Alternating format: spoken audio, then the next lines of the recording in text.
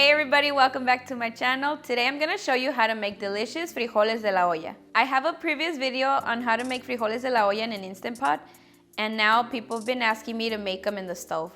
If you guys don't know how to make them, stay tuned and I'll show you guys how. We're gonna start off by washing our beans, and I'm using 1.5 pounds of Peruano beans. Make sure that you get rid of the ones that are cracked. Also, you may find some little rocks, and that's why it's so important that you wash your beans. Next, we're gonna set our pot to high heat.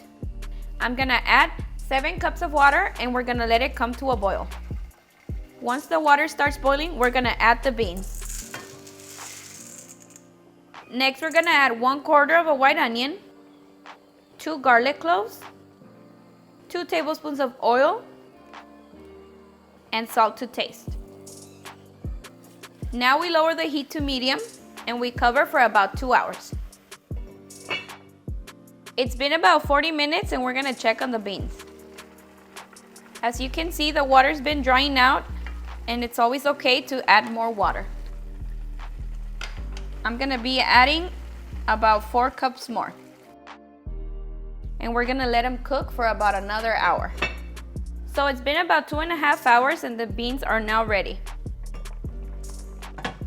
The way you can tell they're ready is if you grab one and you squish it and it squeezes really easily, just like this. And now I'm gonna serve myself a bowl of delicious frijoles de la olla.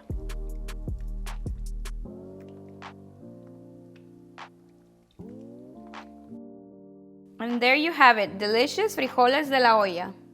Okay guys, now, moment of truth and a piece of cheese.